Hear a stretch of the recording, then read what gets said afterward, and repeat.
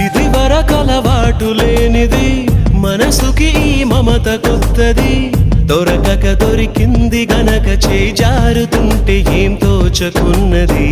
ఊరించిన నీలి మబ్బుని ఊహించని గాలి తాకిడి, ఎటువైపో తరుముతుంటే కళ్ళార చూస్తూ ఎల్లా మరి.